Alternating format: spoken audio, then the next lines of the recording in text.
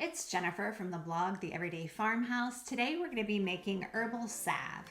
This is a great way to get into making your own, maybe natural first aid kit, or if you're getting into making your own skincare products. This is super simple to make, pretty straightforward. You're going to learn to infuse oils, which might sound intimidating, but really isn't.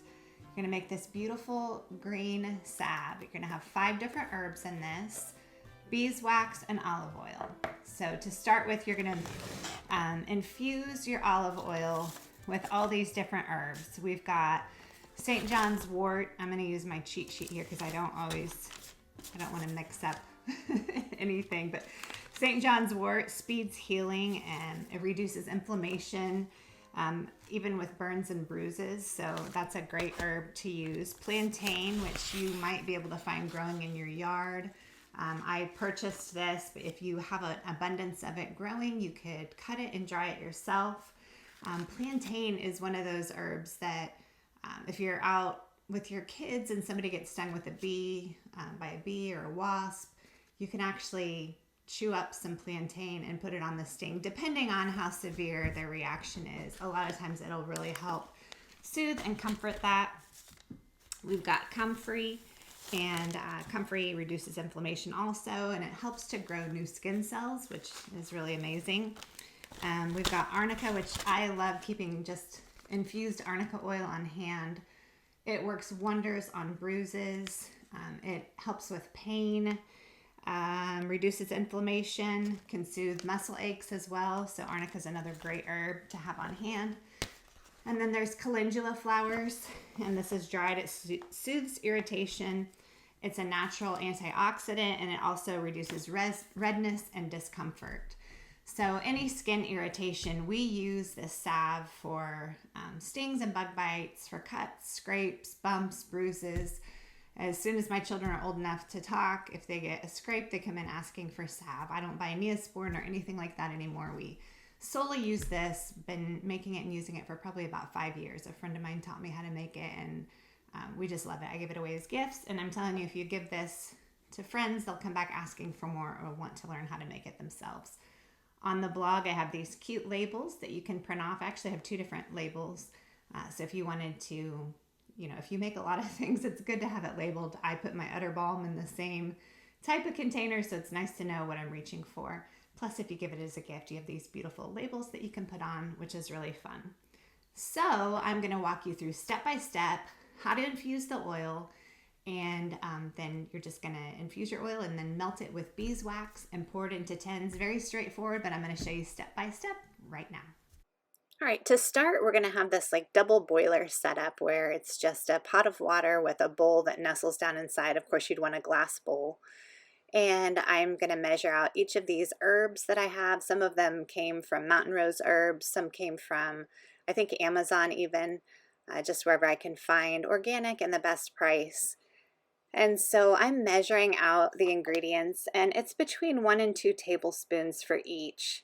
I've got 1 tablespoon St. John's wort, 2 tablespoons calendula, about 2 tablespoons of dried plantain, about 2 tablespoons of dried comfrey, and about 2 tablespoons of dried arnica. And you want to make sure you're getting the dried leaves. I've made the mistake before of accidentally buying a powdered form, and you don't want that. It just doesn't strain very easily, and it leaves a lot of residue in your salve. So after you measure out each of these herbs, it doesn't have to be that precise. You're going to then measure out your olive oil, and you need about 12 ounces of that, and you're going to pour it over the top of the herbs.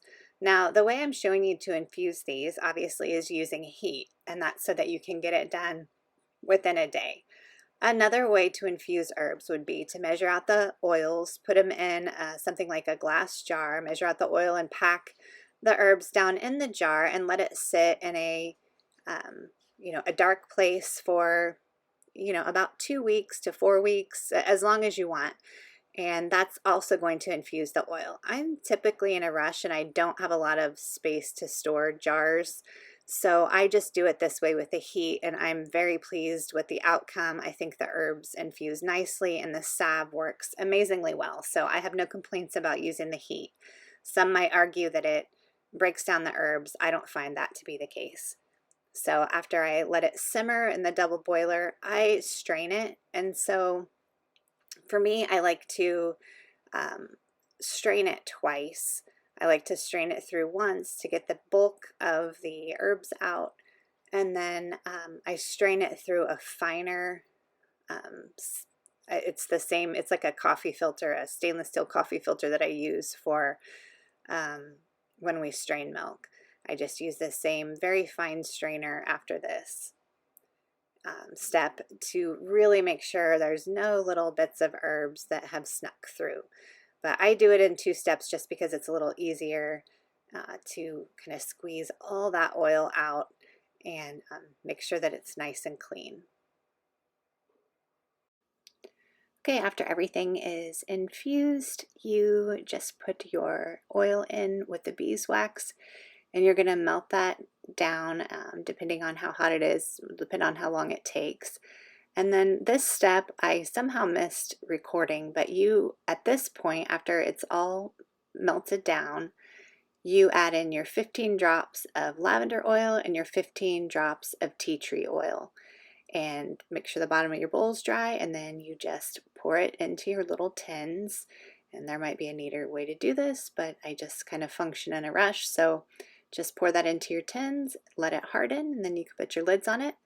Don't forget, I've got the cute little labels on the blog. You can hop over there and get those for free so that you can label your tins and give this as gifts. And I hope this took the fear out of infusing oil, and just to show you that you can make a really great product at home for your family. Thanks for watching.